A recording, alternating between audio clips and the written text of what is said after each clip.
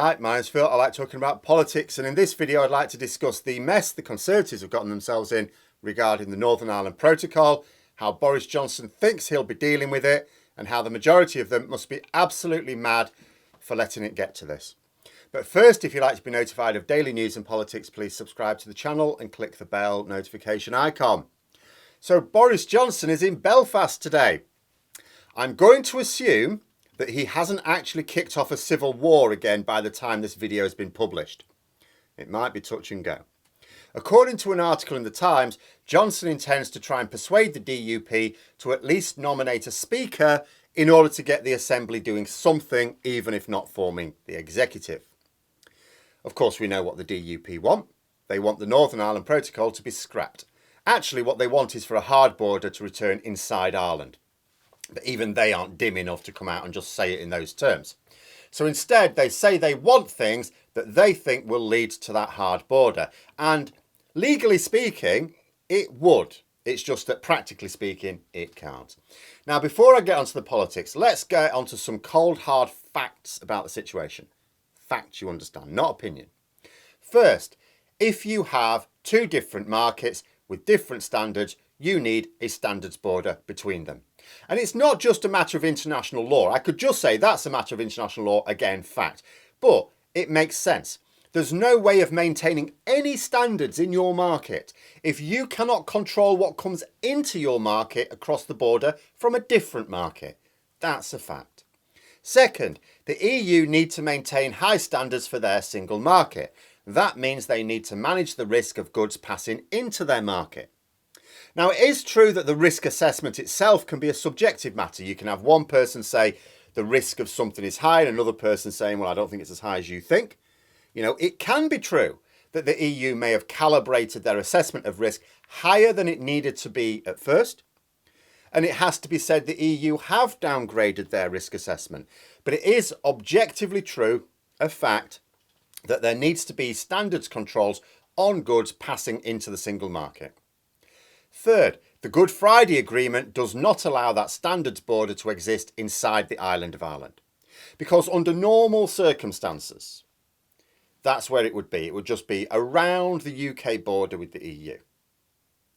But Good Friday Agreement says no, not between Northern Ireland and the Republic of Ireland. Fact. There are some trying to claim that the protocol is not permitted by the Good Friday Agreement either. But this is not fact. How do I know? The Northern Ireland Protocol was published months before it was written into law.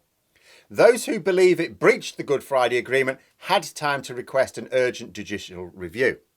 Not a single court case brought against the protocol, and there have been several, has resulted in a judgment that it breaches the Good Friday Agreement. Fact. The United States is a co-guarantor of the Good Friday Agreement. They see no conflict between that agreement and the protocol. That's a fact. The EU is a co-guarantor of the Good Friday Agreement. They also see no conflict. Fact. The UK government is a signatory of the Good Friday Agreement, and they are the ones who signed the protocol into law. Fact. As an aside, the DUP also tried to say that the protocol violates the Act of Union as well. There was even a recent court case on the issue. Again. The judge said, stop talking bollocks. Again. I'm going to guess that if it finds itself in the Supreme Court, the justices there will take a similar view.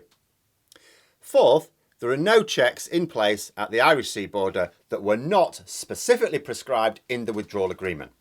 So any arguments that the EU are requesting checks that were not formally agreed is objectively false. In fact, the checks are currently much lighter than those agreed to. There is every chance that the checks will need tightening up. But not a single check takes place that is not explicitly covered in the agreement. Fact. Fifth, it's the UK that chose to leave the single market and customs union. It is the UK, therefore, that has to deal with the consequences of that.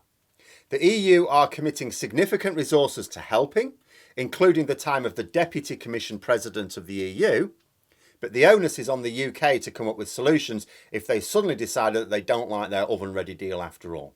Fact. Sixth, unlike what a senior Tory was saying yesterday, Article 16 does not permit the UK to unilaterally remove parts of the protocol. It does not allow for the checks to be suspended.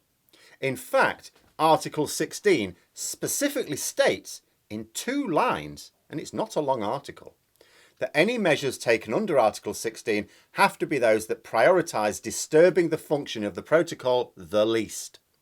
Article 16 exists to make sure that if emergency measures are ever needed, which they could be in theory, that they are not a backdoor to one side using the situation to ignore the protocol completely. In fact, far from being a clause that lets the UK government pull a fast one, as is reported in the British media, it specifically exists to prevent this. Fact. The problem we have politically is that both the DUP and the Conservatives frequently pretend that several or even all of these 6 facts are not true at all. So they're trying to reach a solution to their problems, which is not grounded in reality. They're not facing up to the truth of the situation.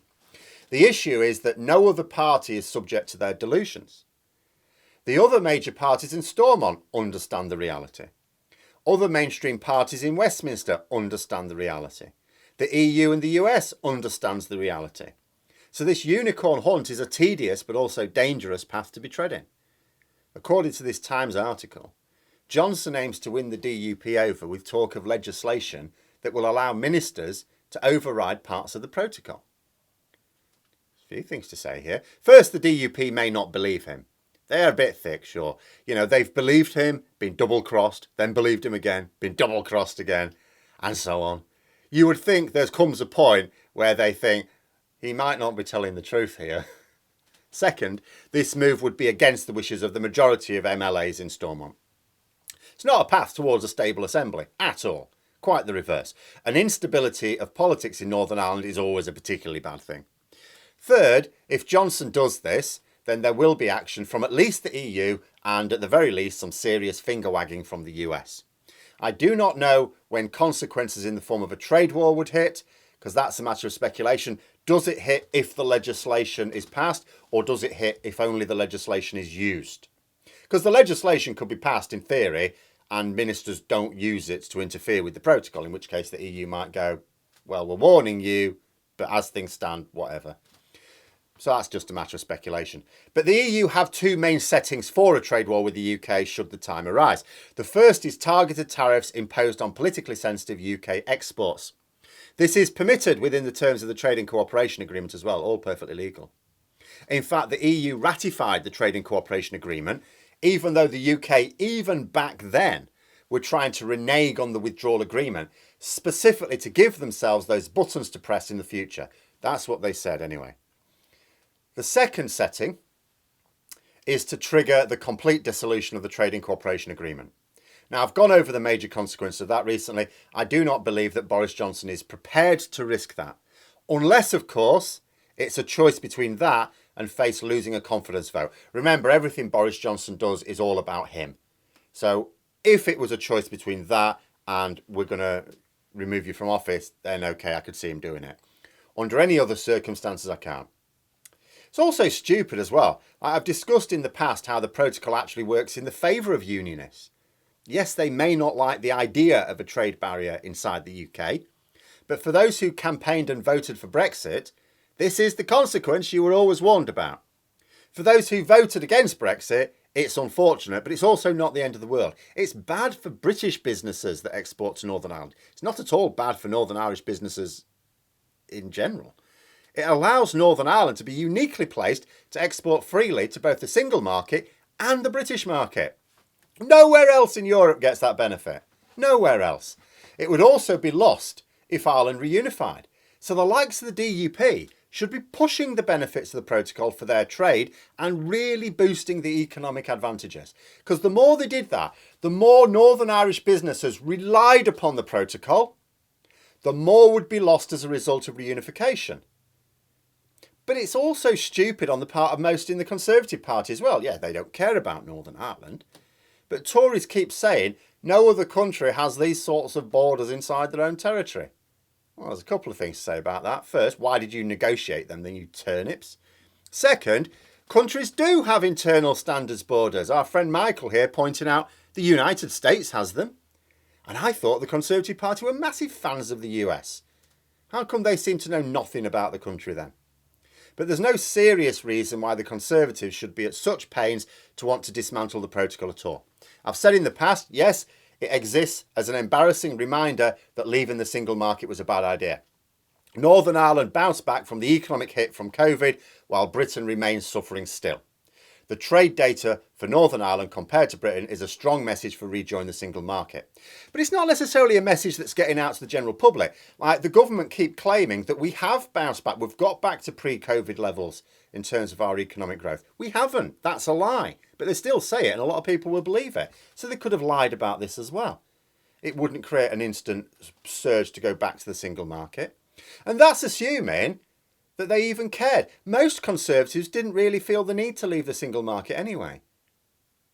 You know, if we end up going back in, no matter what happens in Northern Ireland, it's not going to be for a while. And it won't be a problem for the vast majority of them when it does happen. This is another classic case of the party being held hostage by the ERG entryists, and they don't have the guts to tell them to sit down and shut up. If David Cameron had done that years ago, we'd have never had Brexit in the first place. The Northern Ireland Protocol is the one feature of Brexit that's actually doing its job. It's the one thing that Boris Johnson's done that's actually working as intended. And he wants to destroy it. The one thing he got right.